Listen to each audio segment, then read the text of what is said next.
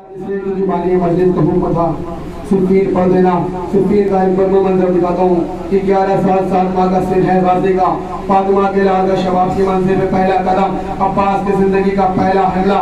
علی کے شہر میں حملہ کرنا شروع کیا. لوگ کہتے ہیں بھاگ میرے پیچھے علی, بھاگ میرے پیچھے علی, بھاگ تیرے پیچھے علی, بھاگ میرے پیچھے علی. بس اس منظر کو کائنات کا امام دیکھ رہا تھا. کائنات کے امام نے وفا کے امام کے ماتھے کو چھو کے کہا, اے بنت مصطفیٰ کی دعا اللہ ڈلے پسر, اے بنت مصطفیٰ کی دعا. آپ تک بولیں گے مصرع پڑھتا رہوں گا. اے بنت مصطفیٰ کی دعا لاڈلے پسر, اے بنت مصطفیٰ کی دعا لاڈلے پسر. لہرائے گا تیرا پرچم گلی گلی, وہ شیر خدا کی شیر تجھے نہ لگے نظر.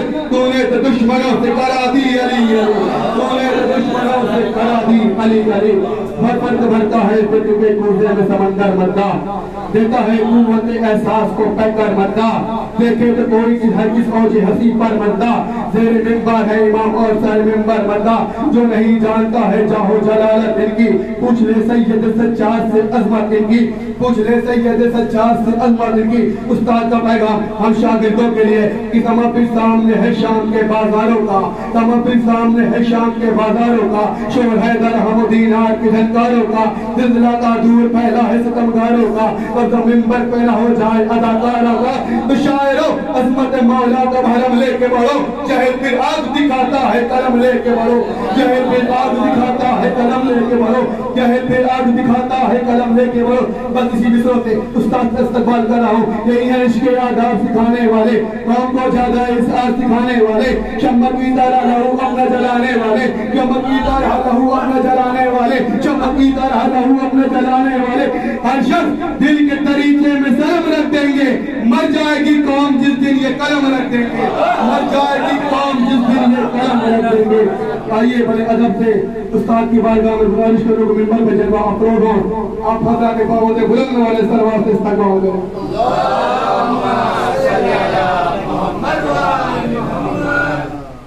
الحمدللہ رب العالمین, الصلاۃ والسلام علی اشرف الانبیاء والمرسلین وعلی خاتم النبیین مولانا و مولا الکونین جد الحسن والحسین نبی القاسم محمد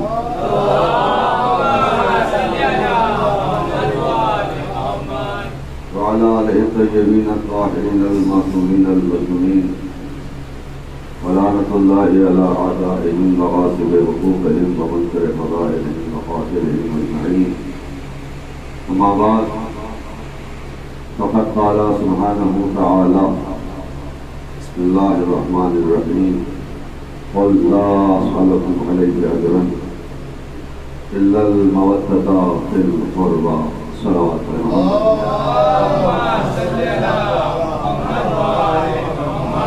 بزرگان ملت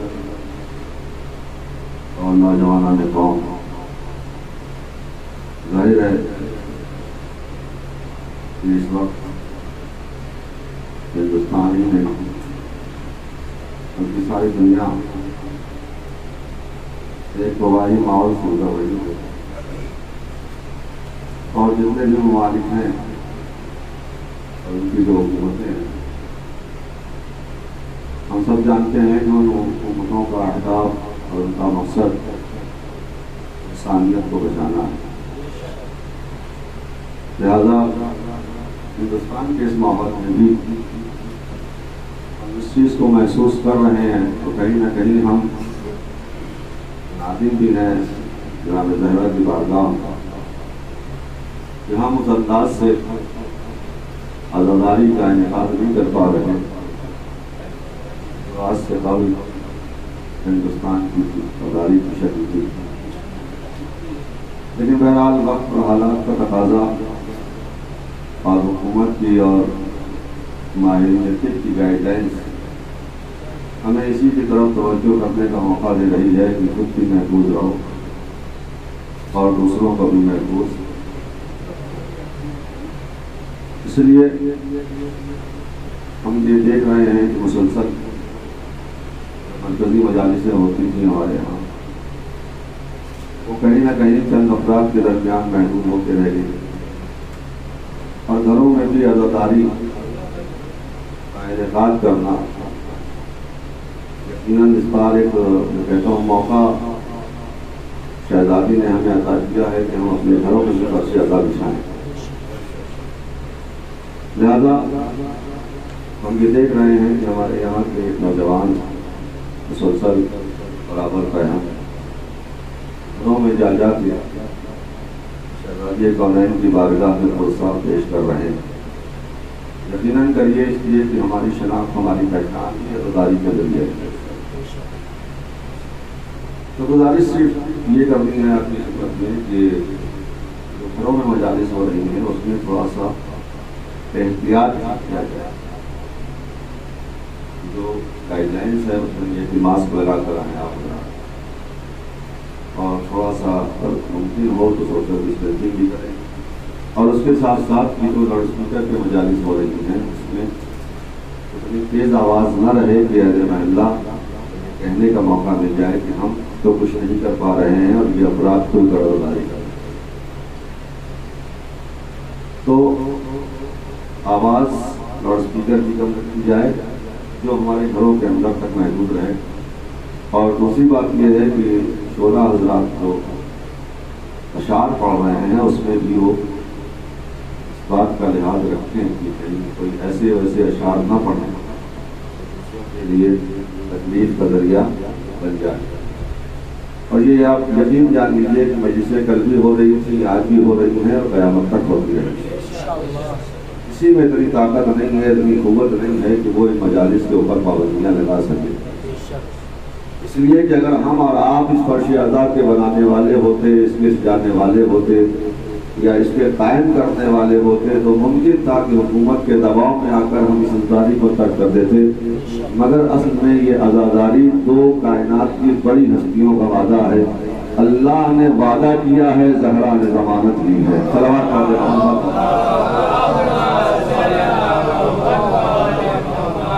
لہذا ایسے ماحول میں بہت سارے افراد عزاداری کو لے کر طلب بھی کرتے ہیں.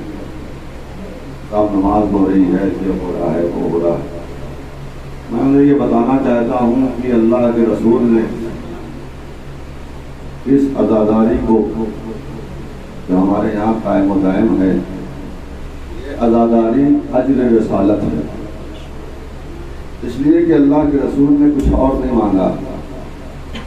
جب لوگ پیغمبر کی خدمت میں آئے اور آنے کے بعد کہنے لگے کہ یا رسول اللہ آپ نے ہمیں حیوان سے انسان بنایا, آپ نے ہمیں جاہل سے عالم بنایا, آپ نے ہمیں کیونکہ ہم ذلیل تھے تو ہمیں شرافت کا لباس عطا کیا, آپ نے ہماری عزت افزائی کی, آپ نے ہمیں انسان بنا دیا. لہذا ہم یہ چاہتے ہیں کہ آپ اس کے بدلے میں جو آپ نے تبلیغ کی ہے اس کا جو محنتانہ ہے جو اجرت ہے وہ آپ ہم سے طلب کریں. یاد رکھیے گا کہ پیغمبر نے یہ نہیں کہا کہ بھائی تم اگر ہمیں اجر رسالت دینا ہی چاہتے ہو تو جاؤ نمازیں پڑھتے رہنا. پیغمبر نے یہ نہیں کہا کہ جاؤ تم اجر رسالت کرنا چاہتے ہو تو روزہ رکھتے رہنا. بلکہ اللہ کے رسول نے خود سے نہیں اللہ کے حکم سے کہا کہ قل لا اسألکم علیہ اجرا, ہم تم سے اس کے بارے میں کوئی سوال نہیں کرتے, کچھ بھی نہیں چاہتے, کوئی بھی چیز ہم تم سے طلب نہیں کرتے. اپنی تبلیغ کی اجرت ہم تم سے کچھ نہیں چاہتے. اگر کچھ دینا چاہتے ہو تو ہمارے اہل بیت سے محبت کرو. آپ توجہ فرما رہے ہیں, یعنی اہل بیت سے محبت ہی اصل میں اجر رسالت ہے. سوال یہ ہے کہ آل محمد سے محبت کرنے کا مطالبہ کیوں کیا گیا. دیکھیے میں آپ کی خدمت میں عرض کر دوں, محبت اپنے آپ میں ایک بہت بڑا اثر رکھتی ہے. اگر انسان کے اندر محبت کا جذبہ نہ ہوتا تو یقین جانیے کہ کوئی ماں اپنے بچے کو دودھ نہ پلاتی, کوئی بیٹا اپنے باپ کو محبت کی نگاہ سے نہ دیکھتا, نہ اس کے ساتھ حسن سلوک کرتا. بھائی اگر بھائی کا قوت بازو بنتا ہے تو اسی محبت کی بنیاد پر. باپ بیٹے کے درمیان ایک امتیاز قائم ہوتا ہے تو اسی محبت کی بنیاد پر. بزرگوں کا احترام ہوتا ہے تو اسی محبت کی بنیاد پر. تو چونکہ اللہ نے انسان کو جذبات کا مرکب بنا کے پیش کیا, جو محبت ہے یاد رکھیے گا یہ ایک فطری شے ہے. پر ایک فطری عمل ہے انسان کا. انسان پیدا ہوا ہے تو محبت کی فطرت لے کے پیدا ہوا ہے، اور صرف محبت ہی نہیں بلکہ انسان اپنے اندر نفرت بھی لے کے پیدا ہوتا ہے. یعنی محبت اور نفرت یہ فطری شے ہے انسان کے اندر. انسان ہمیشہ اچھے لوگوں سے محبت کرے گا اور برے لوگوں سے نفرت کرے گا.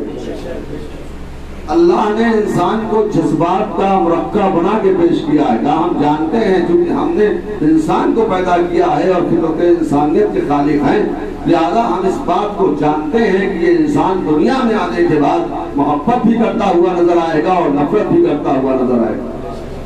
لہذا محبت بھی اسلام کا حکم ہے اور نفرت بھی اسلام کا حکم ہے. اس سے انسان بغاوت نہیں کر سکتا، اس سے انسان منحرف نہیں ہو سکتا ہے. اللہ نے اس کی ذات میں اس فطرت کو وصیت کر کے کائنات میں بھیجا ہے. تو اب جو باتیں اسلام کے خلاف کی جا رہی ہیں کہ صاحب اسلام یہ کہتا ہے دنیا سے محبت نہ کرو. ہمارے یہاں امت ایک تحریک چلائی جا رہی ہے اسلام کے اگینسٹ، اسلام کے خلاف. اسلام یہ کہتا ہے کہ صاحب آپ دنیا سے محبت نہ کیجیے. اور یہ اسلام کیا ہے بتائیے؟ کہ جذبات کے اوپر پابندی لگا دیتا ہے، خواہشات کے اوپر پابندی لگا دیتا ہے، یہ کرو وہ نہ کرو، یہ کرو وہ نہ کرو. یعنی اسلام اس طریقے سے انسان کو مقید کر دیتا ہے.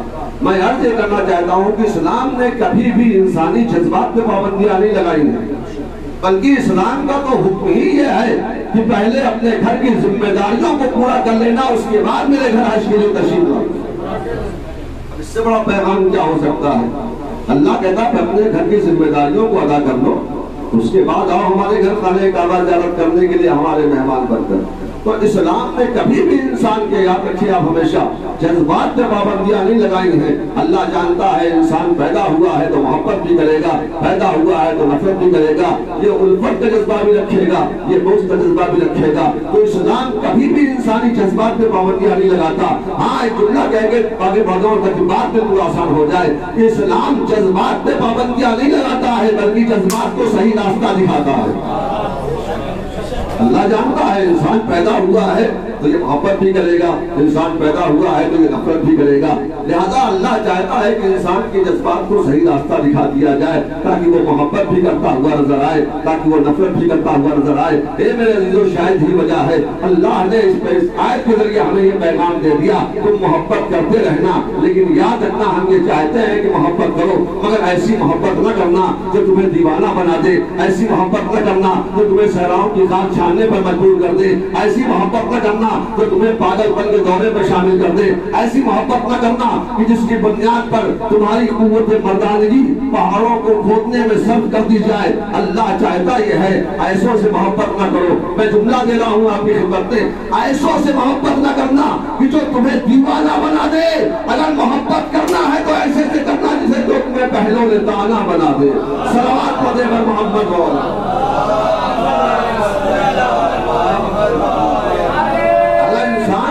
جذبات کا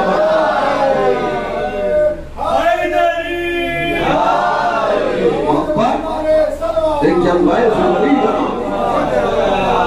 محبت کو صحیح راستہ دکھایا جا رہا ہے کہ محبت کس معیار کی ہونی چاہیے. ایسوں سے محبت نہ کرنا جو تمہیں دیوانہ بنا، ایسے افراد سے محبت کرو جو تمہیں پہلو لگانا بنا کے دنیا کے سامنے. لہذا محبت کو ایک صحیح مقام تک پہنچانے کی کوشش کی جا رہی. محبت کرو، یقیناً کرو، محبت پہ کوئی پابندی نہیں ہے.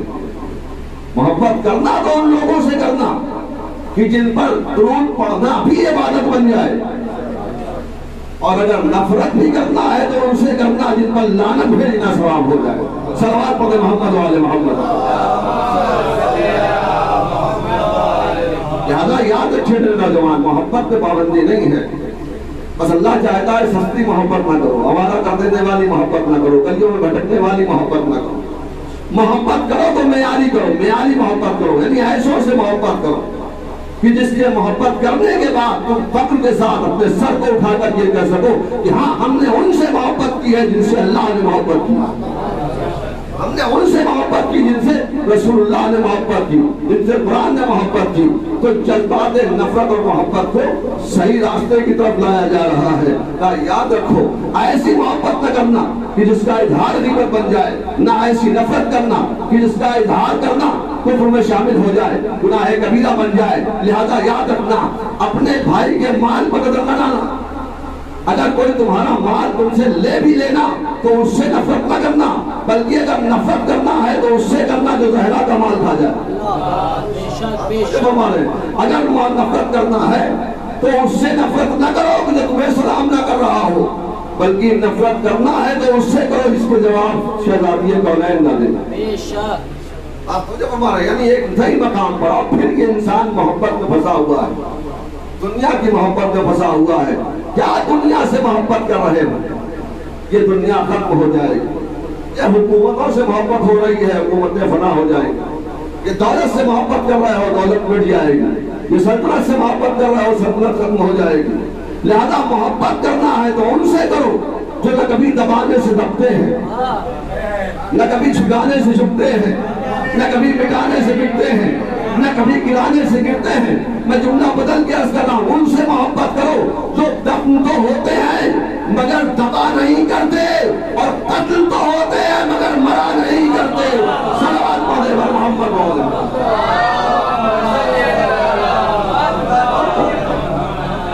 تو محبت میں ایک معیار قائم کرنا ہے۔ ہمیں ایسی ہستیوں سے، ایسی ذوات مقدسہ سے محبت کرنی ہے کہ جس کے بعد تمہیں بیان کرتے ہوئے شرمندگی نہ ہو، کسی میدان میں بتاتے ہوئے شرم محسوس نہ کرو، ذکر کرتے ہوئے پچھتاؤ نہیں، محبت کر کے گھبراؤ نہیں، بلکہ کھل کے کہو ہم ان سے محبت کرتے ہیں جو میدان میں لاپتہ تھا، اس سے محبت نہیں کرتے جو میدان سے لاپتہ تھا۔ صلوات پڑھے محمد والے محمد۔ ہم محبت کرتے ہیں، ہم اس سے محبت کرتے ہیں جو رات بھر تلواروں کے سائے میں چین سے سوتا رہا۔ ہم اس سے محبت نہیں کرتے جو موت کے خوف سے غار میں روتا رہا۔ صلوات پڑھے پر محمد والے۔ تو تمہاری محبت کو ایک سکون مل جائے، تمہاری محبت منزل تسکین تک پہنچ جائے۔ لہذا ہم نے کہا ان سے محبت کرو، اللہ صلوم علیہ وسلم۔ کہ اگر دنیا میں، اور یاد رکھیے آپ، دنیا میں اگر کسی کو محبت کروانے کا سب سے زیادہ حق ہے تو وہ آل محمد کو ہے۔ اس سے زیادہ کسی کو حق حاصل نہیں ہے۔ سب سے زیادہ جو حق ہے محبت کا وہ آل محمد کے حوالے سے۔ کیوں؟ کیا اس لیے کہ جب بھی انسان دنیا میں محبت کرے، میں دعویٰ کر رہا ہوں کہ محبت کرنے کے ساتھ ساتھ کم سے کم ہمیں سبب محبت پر غور و فکر کرنا، اس لیے کہ دنیا میں انسان کو محبت ایسی تھوڑی ہوتی ہے۔ ہر محبت کے پیچھے ایک ریزن ہوتا ہے، ایک مقصد ہوتا ہے، ایک وجہ ہوتی ہے۔ اسلام یہ کہہ رہا ہے کہ محبت کرو، یقیناً کرو، جس سے بھی کرو، مگر کرنے سے پہلے یہ دیکھ لینا کہ سبب کیا ہے، کس لیے محبت کر رہے ہیں۔ ذاکر سے محبت کیوں ہے؟ اس کے ذکر کی بنیاد پر۔ خطیب سے محبت کیوں ہوتی ہے؟ اس کی خطابت کی بنیاد پر۔ کمزوروں سے محبت کیوں ہوتی ہے؟ اس کی کمزوری کی بنیاد پر۔ شاعروں سے محبت کیوں ہوتی ہے؟ اس کی شاعری کی بنیاد پر۔ تو دنیا میں جو بھی محبتیں ہوتی ہیں اس کا ریزن ہوتا ہے، سبب ہوتا ہے، لیکن یاد رکھیے گا، محبت کریے گا، ریزن دیکھ لیجئے گا۔ اس لیے کہ ہم نے تو کائنات میں یہ دیکھا کہ بڑے سے بڑا خطیب جب اس دنیا میں آیا ہے تو آنے کے بعد بے لفظ تھا۔ بڑے سے بڑا خطیب، میں دعویٰ کر رہا ہوں، دنیا میں پیدا ہوا تو بے لفظ تھا، گونگا تھا، کوئی اسے پڑھائے تو وہ پڑھے، کوئی اسے بولنا سکھائے تو وہ بولے، کوئی لفظ یاد کرائے تو وہ یاد کرے۔ آپ توجہ فرمائیں، دنیا کا بڑے سے بڑا عالم جب پیدا ہوا تو جاہل تھا۔ آپ توجہ فرمائیں، بڑے سے بڑا عالم اٹھا کر دیکھ لیجئے، پیدا ہوا تو بالکل جاہل تھا۔ کوئی لکھنا سکھائے تو وہ لکھے، کوئی سبق رٹائے تو وہ رٹے، کوئی پڑھنا بتائے تو وہ پڑھے۔ دنیا میں بڑے سے بڑا جو انسان ہے، آپ دیکھیے گا، کمزور سے کمزور انسان جو پیدا ہوا ہے، دنیا میں آنے کے بعد شجاع اور بہادر بننا اور ہے، لیکن دنیا میں آنے کے بعد وہ کمزور ہی رہا. یعنی بڑے سے بڑا بہادر و شجاع جب اس دنیا میں آیا ہے تو اتنا کمزور تھا کہ کوئی اسے اٹھائے تو وہ اٹھے, کوئی اسے بٹھائے تو وہ بیٹھے. میں تو متوجہ رہے صلوات پر محمد والے محبت کرتے وقت یہ اصول اپنے ذہنوں کے سامنے رکھیے گا کہ جس سے بھی محبت کیجئے گا سبب پہ غور کیجئے گا. دنیا کا بڑے سے بڑا خطیب جب پیدا ہوا تو بے لفظ تھا, گونگا تھا, کچھ نہیں جانتا تھا, بولنے کی صلاحیت نہیں تھی. دنیا کا بڑے سے بڑا عالم جب دنیا میں آیا تھا تو جاہل تھا. کوئی اسے سبق پڑھا رہا تھا تو وہ پڑھ رہا تھا, کوئی اسے بتا رہا تھا تو وہ یاد کر رہا تھا, کوئی لفظ سکھا رہا تھا تو وہ سیکھ رہا تھا. آپ توجہ فرمائے, دنیا کا بڑے سے بڑا انسان, جب دنیا سے بڑے سے بڑا بہادر انسان بھی جب دنیا میں آیا تو کمزور تھا, اور اتنا کمزور تھا کہ کوئی اسے اٹھائے تو وہ اٹھے, کوئی اسے بٹھائے تو وہ بیٹھے, کوئی اسے چلنا سکھائے تو وہ چلے. آپ توجہ فرما رہے ہیں. تو ہم نے یہ دیکھا کہ دنیا میں جو بھی آتا ہے پہلے اس کے یہاں کمزوری ہوتی ہے, بعد میں شجاعت ہوتی ہے, پہلے بے لفظ ہوتا ہے, بعد میں خطیب بنتا ہے, پہلے جاہل پیدا ہوتا ہے, بعد میں عالم بنتا ہے. مگر میں سلام کروں اس گھرانے کو کہ جہاں پر لوگ آئے ہیں تو اس انداز سے آئے ہیں کہ علم لے کر آئے ہیں, کتاب کے ساتھ آئے ہیں, کتابت کے ساتھ آئے ہیں. یعنی میں جملہ بدل کے عرض کروں, دنیا کے لوگ وہ ہیں جو صلاحیتیں لینے کے لیے آتے ہیں, آل محمد وہ ہیں جو صلاحیتیں لے کے آتے ہیں. صلوات پڑھتے ہیں محمد والے آل محمد کا گھرانہ,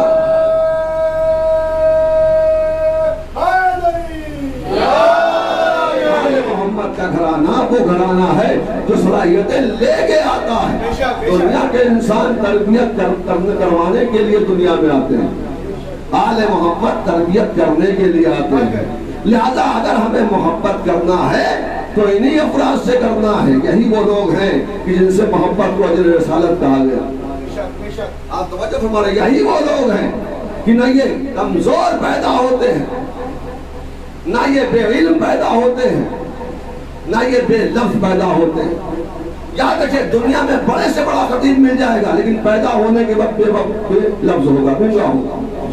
بڑے سے بڑا عالم ہوگا, جاہل ہوگا. بڑے سے بڑا بہادر ہوگا مگر پہلے کمزور ہوگا. لیکن یہ آل محمد کی ذات ہے, یہ علم لے کے آتے ہیں, خطابت کا انداز پایا جاتا ہے, اور یہ بہادر پیدا ہوتے ہیں. میں دلیل دے رہا ہوں, اگر کسی کو یقین نہ آئے تو وہ 16 رجب کو آ کے خانہ کعبہ پر دیکھ لے. بھائی علی نے قرآن پڑھ کے بتایا کہ علم لے کے آیا ہوں, نبی سے داد طلب کر کے بتایا کہ بے مثل خطیب پیدا ہوا ہوں, اور کلہ ازدر کو چیر کے بتایا کہ شجاع اور بہادر پیدا ہوا ہوں. صلوات پڑھتے ہیں محمد والے محمد. لا فتح الا علی, لا سیف الا ذوالفقار,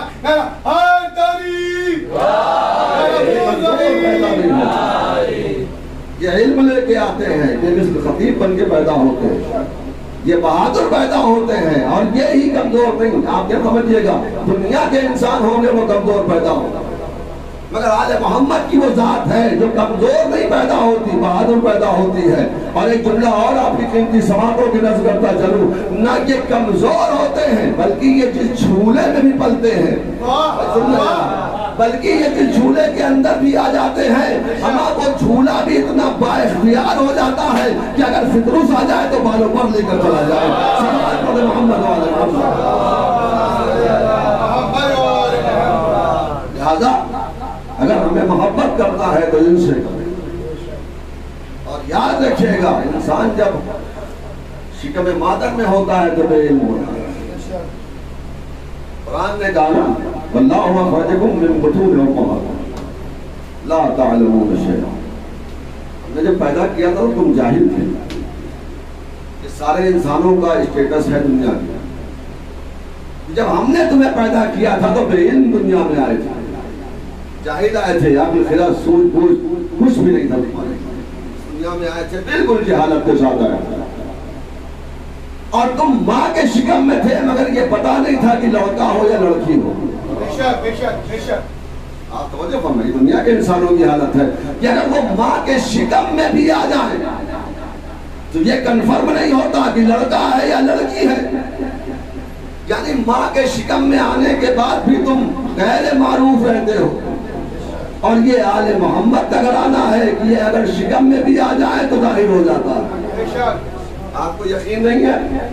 اور یہ وہ روایتیں کہ جہاں اللہ کا رسول اپنے گھر کے اندر داخل ہوتا ہے تو دیکھتا ہے کہ ام المومنین حضرت خدیجہ سلام اللہ علیہا تنہائی ہے، کوئی نہیں ہے کمرے میں، بالکل سناٹا ہے، اور باتیں ہو رہی ہیں، خوب باتیں ہو رہی ہیں، خوب باتیں ہو رہی ہیں. تو پوچھا رسول اللہ نے، بیوی یہاں تو کوئی نظر نہیں آ رہا ہے، یہ آپ کس سے باتیں کر رہی ہیں؟ جناب خدیجہ نے کہا کہ میرے شکم میں جو بیٹی ہے، اللہ سنے گا، میرے شکم میں جو بچی ہے وہ مجھ سے باتیں کر رہی ہے. فاطمہ مجھ سے باتیں، ماں کے شکم کے اندر ہے مگر بات ہو رہی. اور دوسری روایت سن لیجیے، دوسری روایت میں بھی یہی ملتا ہے کہ جب پیغمبر آتے تھے حضرت فاطمہ بنت اسد سلام اللہ علیہا یہ قریب، تو تعظیم کے لیے بیوی کھڑی ہو جاتی تھی، تعظیم کے لیے اٹھ جایا کرتی تھی. تو وہاں کی جو اور خواتین ہوتی ہیں انہوں نے کہا میں عجیب و غریب منظر دیکھ رہی ہوں، اس لیے کہ آنے والا بھتیجا ہے اور آپ چچی ہیں. بھتیجا بیٹے کی طرح ہوتا ہے اور چچی ماں کی طرح ہوتی ہے. یہ تو عجیب و غریب اور حیرت کا مقام ہے کہ ایک ماں اپنے بیٹے کی تعظیم کر رہی ہے. تو جناب فاطمہ بنت اسد نے کیا جواب دیا؟ کہا اصل میں خود سے تھوڑی اٹھتی ہوں، میں اپنی مرضی سے نہیں اٹھتی ہوں، بلکہ میرے شکم کے اندر جو بچہ ہے وہ مجھے مجبور کرتا ہے کہ میرے ساتھ کی تعظیم کے لیے کھڑی ہو جائے. حالانکہ انہوں نے کہا کہ ہم کیسے مان لیں، یہ بچہ آپ کو مجبور کرنا ہے، لہذا انہوں نے کہا کہ ہم دیکھنا چاہتے ہیں، رکھنا چاہتے ہیں، جانچنا چاہتے ہیں. عرب کی 8-10 مستنڈی عورتیں اکٹھا ہو گئی، آج ہم دیکھیں گے آپ کیسے تعظیم کے لیے کھڑی ہوتی ہیں. آپ کہہ رہی نا شکم کا بچہ آپ کو اٹھاتا. اچھا 5 عورتیں ادھر کھڑی ہوئی، 5 عورتیں ادھر کھڑی. جناب فاطمہ بنت اسد کے بازوؤں کو مضبوطی سے زمین پر جما کر پکڑ لیا اور کہا کہ اب اللہ کے رسول کو بلایا جائے. لیکن تاریخ نے لکھا کہ جب اللہ کا رسول آیا ہے تو فاطمہ بنت اسد یا علی کہہ کے کھڑی ہو گئی، یا علی کہہ کے کھڑی ہو گئی. اور نتیجہ کیا ہوا؟ ادھر کی عورتیں ادھر، ادھر کی عورتیں ادھر گری. میں جملہ کہنا چاہتا ہوں کہ جب 10 عرب کی مستنڈی عورتیں مل کر علی کی ماں کا مقابلہ نہ کر پائی،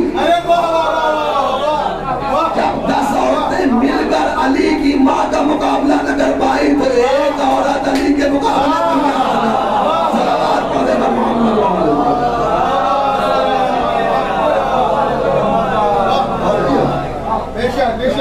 عورتیں نہیں کر پائی. تو ایک واقعہ تو ہے کہ جہاں جناب خدیجہ کہہ رہی ہیں میری فاطمہ مجھ سے باتیں کر رہی ہیں، اور ایک واقعہ یہ ہے کہ علی ماں کو مجبور کر رہے ہیں تعظیم رسالت کے لیے. اس کا مطلب یہ ہے کہ تم غیر معروف ہوتے ہو. یہ وہ لوگ ہیں جو شکم مادر میں بھی جانتے ہیں آنے والی ذات کون، جو شکم مادر میں بھی پہچانتے ہیں کہ کون آ رہا ہے. اور شاید یہی وجہ تھی کہ ادھر سے فاطمہ بول رہی تھی، ادھر سے علی بول رہے تھے. جب دونوں کو بولتے ہوئے نبی نے سنا تو اب نبی کو بولنا پڑا یا علی اگر آپ نہ ہوتے تو فاطمہ کا کفر نہ ہوتا. صلوات پڑھے پر محمد اور کیا ان سے محبت کرنے کا حکم ہے، اس لیے کہ دنیا کی ہر محبت کسی نہ کسی سبب کی بنیاد پر آل محمد سے محبت کرتے رہو. ان کے پیروکار دنیا میں سب سے زیادہ حق ہے، اس لیے کہ جس کے دل میں ان کی محبت پیدا ہو وہ انسان پھر گمراہ نہیں رہ سکتا. یاد رکھیے گا جس کے دل میں بھی ان سے محبت ہو گئی. واقعہ بڑا مشہور ہے، بارہا آپ کا سنا ہوا. آپ جانتے ہیں کہ یمن سے ایک بہت بڑا حکیم، جسے ہم اپنی دوسری زبان میں ڈاکٹر کہتے ہیں، وہ وہاں سے چلا مدینے آیا، اور مدینے آنے کے بعد لوگوں سے پوچھا کہ بھائی تمہارا نبی کہاں ہے، تمہارا رسول کہاں ہے؟ اور لوگوں نے کہا کہ صاحب وہ تو دنیا سے چلے گئے، ان کا وصال ہو گیا، وفات ہو گئی، لیکن آپ ہیں کون؟ کہ میں یونان کا بہت بڑا حکیم، اور میں نے یونان میں یہ خبر سنی تھی کہ اعوذ باللہ مسلمانوں کے نبی کا دماغ خراب ہو گیا۔ بتائیے یونان اتنا فاصلہ ہے مدینے سے یونان کا، نبی کے دماغ پر ہزیان کا غلبہ طاری ہوا، یہ خبر کہاں پہنچ گئی؟ یونان پہ۔ ہم نے سنا ہے یونان میں، وہ خود کہتا ہے دعوت الشاکرہ اٹھا کر پڑھیے گا، یہ روایت موجود ہے۔ ہم نے یونان میں سنا تھا کہ نبی، مسلمانوں کا جو نبی ہے اس کے دماغ پر ہزیان کا غلبہ ہو گیا ہے۔ ایک جملہ کہنا چاہتا ہوں، عجیب و غریب مسلمان ہے آج کے دور میں۔ اما اگر رسول کے دماغ پر نعوذ باللہ ہزیان کا غلبہ ہو جائے تو خبر یونان تک پہنچ جائے اور میدان میں علی کی مولائیت کا اعلان ہو جائے، یہ خبر مسلمان تک نہیں پہنچتی۔ آپ سوچ رہے ہیں؟ تو نے کہا میں آیا تھا دوا لے کر، اور میرا مقصد یہ تھا کہ میرے پاس جو دوا ہے اس دوا کے ذریعے اس بیماری کو دور کیا جا سکتا ہے۔ تو لوگوں نے کہا کہ ایسا کر واپس چلا جاؤ اور یہاں نہ رک، اس لیے کہ مسلمانوں نے سنا تو بہرحال مجھے تکلیف پہنچائیں گے، سزا دے، واپس چلا جا۔ اس نے کہا واپس تو لے جاؤ، بڑی محنت سے دوا تیار کی ہے، اور دوا تیار کر کے لایا۔ کیا ہے دوا کی اثر؟ کہا ہماری دوا میں دوہرا اثر ہے، اگر کوئی دیوانہ کھا لے تو وہ دانہ بن جائے، اور اگر کوئی دانہ کھا لے تو پھر وہ دیوانہ بن جائے۔ دوا لے کے آیا، لوگوں نے کہا نہیں اب جا واپس، اب یہاں ضرورت نہیں۔ میں کہا کوئی تو مدینے میں ہو، کوئی ذات تو یہاں ہوگی ایسی جو اس پرابلم کا شکار ہو گئی۔ تو جو منافقین تھے انہوں نے ہنس کے کہا ہاں ایک ہے، ایک ہے۔ اچھا کیا نام ہے؟ اس کا نام علی ہے۔ چلو آپ اس کے پاس لے چلتے، دور سے دکھایا ان کو علی ہے، ان کو اس دوا کی ضرورت ہے۔ اچھا وہ کیونکہ اپنے ذوق میں، اپنے گمان میں سمجھ رہا تھا کہ مجھ سے بڑا کوئی حکیم نہیں ہے، تو علی کے پاس آیا۔ علی نے پوچھا کون ہے؟ کہ میں دوا لے کر آیا ہوں۔ کہا اچھا اس دوا کی تاثیر کیا ہے؟ مولانا نے پوچھا اس دوا کی تاثیر یہ ہے دانہ کھائے گا دیوانہ بنے گا، دیوانہ کھائے گا دانہ بنے گا۔ علی نے کہا پہلے غور سے ہمیں دیکھ لے، نظر دوڑا لے، ہماری تندرستی کو، ہماری فٹنس کو پرکھ لے، اور یہ بتا کہ میں دانہ ہوں یا دیوانہ ہوں۔ تو اس نے کہا ویسے تو میں نے پہلے کبھی آپ کو نہیں دیکھا، لیکن میں دعویٰ کر سکتا ہوں کہ آپ سے بڑا دانہ مجھے دنیا میں کوئی نظر نہیں آئے گا۔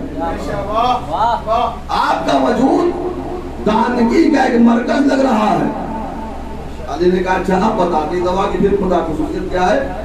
کہا جناب اس کی خصوصیت یہ ہے کہ جب دانہ کھائے گا دیوانہ بنے گا، دیوانہ کھائے گا۔ علی نے کہا تم نے طے کر لیا کہ میں دانہ ہوں؟ بالکل دانہ ہے۔ اگر آپ نے شیشی تو ہمیں دینا۔ اب اس نے شیشی دی، مولا علی نے ڈھکن کھولا، اور کھولنے کے بعد پورا جو بنا کے لایا تھا وہ دوا، پوری دوا مولا علی نے اپنے دہن کے حوالے کی۔ اب جب اس شخص نے دیکھا تو اس کے ہاتھ پاؤں پھولنے لگے۔ یا علی یہ آپ نے کیا کر دیا؟ میں نے منع کیا تھا، اگر دانہ کھائے گا تو دیوانہ بن جائے گا۔ یا علی آپ نے یہ کیا کر دیا؟ جو کھا لیا اچھا ٹھیک ہے، کھا لیا تو کوئی بات نہیں، مجھے تھوڑا سا وقت دے دیجئے آپ، تاکہ میں اس کے اپوزٹ میں دوا تیار کروں جو اس کے ریئیکشن کو ختم کر سکے۔ تو آپ کو جب ہمیں جو کہا یا علی بس وہاں بیٹھ جائیے، خاموشی کے ساتھ لیٹ جائیے بالکل، اور یا علی خیال رکھیے گا جب تک میں اس کا تریاق نکالتا ہوں اس وقت تک آپ کوئی بھاری شے نہ اٹھائیے گا۔ علی نے کہا تریاق چھوڑ، پہلے یہ بتا یہ پتھر زیادہ وزنی ہے یا وہ سامنے والا مکان زیادہ وزنی ہے؟ یہ پتھر زیادہ وزنی ہے یا سامنے والا مکان کہا یا علی مکان کا وقت کون کر سکتا ہے؟ بس دست ید اللہ آگے بڑھا، پورا مکان اپنے ہاتھوں پر اٹھا لیا، پورا مکان اٹھا لیا۔ اب وہ یہ شخص دیکھ رہا ہے یا علی یہ تو کمال کر دیا، کہ کمال تو بعد میں ہوگا، پہلے جا کر صاحب خانہ سے پوچھ لے کہ وہاں کیا عالم ہوا ہے۔ وہ گھر میں پہنچا، دھکر باپ کیا، مالک نکل کے آیا، کہا بھائی یہ بتاؤ کیا ابھی کچھ دیر پہلے کوئی زلزلہ محسوس ہوا ہے؟ اس نے کہا تیرا دماغ خراب ہو گیا ہے، اب بھی نہیں سمجھے، اب بھی نہیں سمجھے، آیا تھا نبی کے دماغ کا علاج کرنے، اور سامنے والا کہہ رہا ہے کہیں طرح دماغ تو خراب نہیں ہو گیا، کچھ بھی نہیں ہوا۔ اب وہ علی کے قدموں پہ گرا، یا علی یہ تو آپ نے معجزہ دکھایا ہے، اب مجھے آپ سے مزید محبت پیدا ہوئی، یا علی اب مجھے محبت اور بڑھنے لگی ہماری آپ کی طرف۔ تو یا علی ایک کام کیجئے، کچھ اور دکھائیے۔ اب سے مزہ تو مل گیا، پورا مکان علی کے ہاتھوں پر، اب یہ سب چیزیں کہاں دکھائی دیتی ہیں؟ اس نے دیکھا علی نے یہ کر دیا، کچھ اور دکھا دیجئے۔ علی نے کہا کیا دیکھنا چاہتا ہے؟ کہ یہ سامنے درخت ہے نا، اس سے کہیے یہ چل کے آ جائے آپ کے پاس۔ علی نے کہا پہلے اسلام لے آؤ، میری پہلی شرط یہ ہے کہ تو کلمہ پڑھ مسلمان ہو، اس کے بعد میں تجھے یہ معجزہ دکھاؤں گا۔ اس نے کہا یقیناً میں تیار ہوں اسلام لانے کے لیے۔ اس نے کہا اشہد ان لا الہ الا اللہ اشہد ان محمد رسول اللہ۔ علی نے کہا میری ولایت کا اقرار کر۔ اس نے کہا معجزہ دکھائیے، کہا علی نے کہا ولایت کا اقرار کر۔ اس نے کہا اشہد ان امیر المؤمنین و امام المتقین علی ولی اللہ۔ جب اس نے اس کلمے کو کمپلیٹ کر لیا تو علی سے کہتا یا علی اب دکھائیے معجزہ، بلائیے درخت کو۔ علی نے کہا اب میری ضرورت ہی نہیں ہے، اب تو خود چاہے تو بلا لے، اب میری ضرورت نہیں ہے، اب اگر تو چاہتا ہے تو خدا بات دے وہ خود آ جائے گا۔ اب سمجھ میں آیا، اوروں سے محبت کرو گے تو جنگلی بن جاؤ گے، علی سے محبت کرو گے تو ولی بن جاؤ گے۔ صلوات پڑھے پر محمد اور کیا؟ تو اسلام نے اسی لیے حکم دیا ہے کہ محبت کرو، یقین کرو، لیکن ایسے افراد سے کرو جو تمہاری دنیا بھی بناتے ہوئے چلے، تمہاری آخرت بھی بناتے ہوئے۔ اس لیے کہ جہاں محبت ہوتی ہے وہاں اطاعت ہوتی ہے، جہاں محبت ہوتی ہے وہاں پیروی ہوتی ہے۔ زبان سے محبت کرنا اور ہے، عمل کے ذریعے اس محبت کا ثبوت دینا اور ہے۔ یہ مجالس اجر رسالت کا ذریعہ، یہ آل محمد سے محبت کی دلیل ہے۔ اس لیے کہ ہم اور ہماری تمام خوشیاں مرہون منت ہیں آل محمد، اور ہمارا غم وہ بھی مرہون منت ہے غم آل محمد۔ ہمارے یہاں اگر اہل بیت کے گھرانے میں خوشی ہے تو ہمارے یہاں خوشی ہے، آل محمد کے یہاں غم ہے تو ہمارے یہاں، اور یہی وجہ ہے ہمارے یہاں جب محرم کا چاند نمودار ہوتا ہے نا، ہم لوگ کسی کو مبارکباد نہیں دیتے ہیں، یہ پہلے لگا ہوا ہے کہ آنکھوں کا وضو کرتے ہیں شبیر کے غم سے، اور زخموں کو رفع کرتے ہیں شبیر کے غم سے۔ اب سال کے آغاز میں جو چاہو کرو تم، ہم زائل شروع کرتے ہیں شبیر کے غم سے۔ کیسے ممکن ہو کہ اس مہینے میں زہرا کا چمن تاراج ہو گیا، ہم اس مہینے میں خوشیاں منائیں؟ ہم اجر رسالت کو اسی طریقے سے ادا کر رہے ہیں اور کرتے رہیں گے انشاءاللہ۔ دنیا کو پیغام کربلا اور پیغام محبت اہل بیت سے روح شناس کرتے رہیں گے، اور ہماری بھی کوشش ہونی چاہیے کہ ہم آل محمد کی تعلیم سے اپنے وجود کو آراستہ کریں۔ اس لیے کہ ہر محبت دعویٰ چاہتی ہے، ہر محبت دلیل چاہتی ہے، ثبوت چاہتی ہے۔ کہیں خدا نہ خواستہ ایسا نہ ہو کہ ہم آل محمد سے محبت کا دم بھرتے ہوئے دنیا سے چلے جائیں اور ہمارے عمل میں اتنی زیادہ کمی واقع ہو جائے کہ آل محمد کو کہنا پڑے کہ تو ہمارا حقیقی چاہنے والا نہیں۔ لہذا محبت کا ایک تقاضا ہے، اور اس تقاضے کے تحت اس طریقے سے محبت کرو کہ جو مولا حکم دے رہے ہیں اس پر ہمیں چلنا ہے۔ اور اسی محبت کی ایک مثال اگر آپ کو دیکھنا ہے تو آ کے سرزمین کربلا پہ دیکھو، جہاں قدم قدم پر آقا ابوالفضل عباس سر جھکائے ہوئے ہیں۔ آقا کیا ہوگا، شجاع و بہادر ان پر وفا ناز کرتی ہے، ایسا شجاع و بہادر، مگر کیسے لمحات رہے ہوں کہ ایک طرف کہ ہمارے سے یہ سنتا آ رہا تھا کہ تمہیں کربلا کے لیے کو پیدا کیا گیا، کربلا کے لیے بنایا گیا۔ ماں جھولا جھلاتی تھی تو لوریوں میں یہ جملے کہا کرتی تھی، یا ناصر الحسین، یا خادم الحسین، یا عبد الحسین، اے حسین کے ناصر، اے حسین کے مددگار، اے حسین کے غلام۔ اللہ اکبر، بچپن سے آقا نے یہی تو سنا ہوگا نا کہ ہمیں کربلا کے لیے پیدا کیا۔ علی نے بھی مانگا ہے تو کربلا کے لیے مانگا۔ فاطمہ نے اپنا بیٹا کہا، یہ کم عظمت نہیں ہے آقا ابوالفضل عباس کی؟ آپ ذرا سا احساس کیجئے کہ جس عباس نے بچپن سے یہ سننا ہو کہ ہمیں کربلا کے لیے بنایا گیا ہے، جب وہ عباس سرزمین کربلا میں پہنچا ہوگا تو ایک مرتبہ شیر نے لڑائی تو نہیں ہوگی، تو کہا ہوگا کہ جہاں کے لیے ہمیں مانگا گیا تھا وہ منزل آ گئی ہے۔ اب دنیا علی کی شجاعت دیکھے، دیکھیے کیسے محبت کی جاتی ہے اور کیسے اطاعت کی جاتی ہے۔ 4 محرم ہے، 4 محرم کو حسین کے خیمے دریا میں لگے ہوئے ایک رسالہ آ رہا ہے فوج یزید کا، اور آنے کے بعد وہ کہتا ہے کہ یہاں سے خیمے ہٹا دیے جائیں، اب یہاں پر یزید کے خیمے نصب ہوں گے۔ آپ جانتے ہیں یہ باتیں ہم شبیہ پیغمبر جناب علی اکبر سے ہو رہی ہیں۔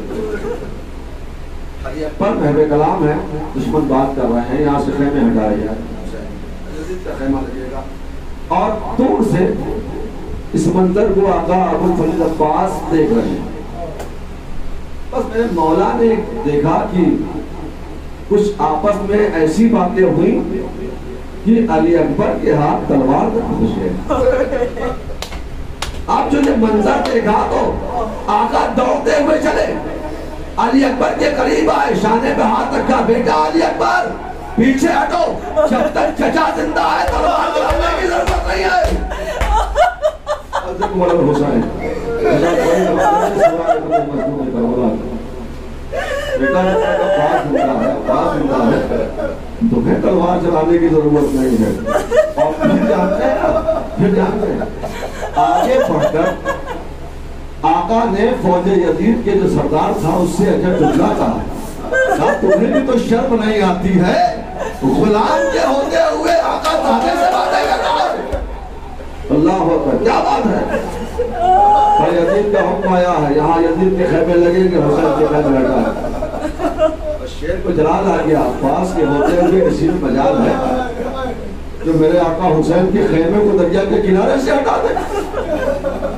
لہذا جیسے ہی یہ آواز آقا کی بلند ہوئی، ایک مرتبہ حسین کڑک کے خیمے سے باہر آئے، اور آنے کے بعد جب منظر دیکھا شیر تو بفرا ہوا ہے، شیر بفرا ہوا ہے۔ اب حسین عباس کے پاس نہیں آئے، حسین پہنچے جناب زینب کی خدمت میں اور آواز دیتے ہیں، بہن ارے میرا شیر بگڑ گیا ہے۔ اے بہن اب کوئی راستہ نہیں ہے، میں جانتا ہوں کہ سورج کو مغرب سے نکالنا یہ علی کا کام تھا، ڈوبے ہوئے سورج کو پلٹانا علی کا کام تھا، بہن عباس کو رنگ سے بلانا تمہارا کام۔ اللہ اکبر، فوراً شہزادی فضہ کو بلایا، فضہ جاؤ میرے بھائی کو لے آؤ۔ اور جی آقا خدمت میں آقا آپ کو شہزادی یاد کر رہی ہے۔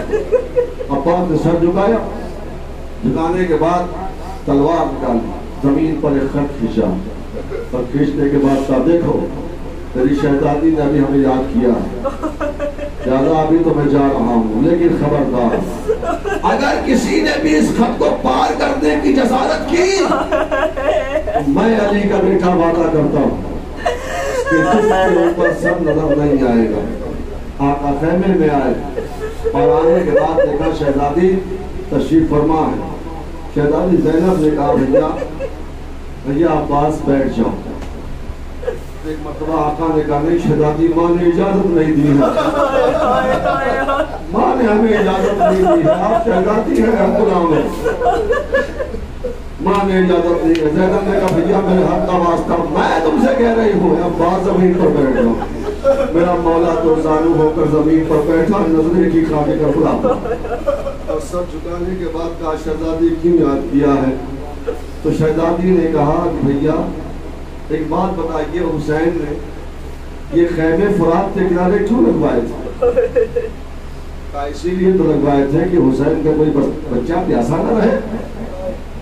تو بھیا جب تک آپ موجود ہو, جب تک آپ کا وجود ہے, ہمیں یقین ہے ہمارے بچے پیاسے نہ رہیں گے.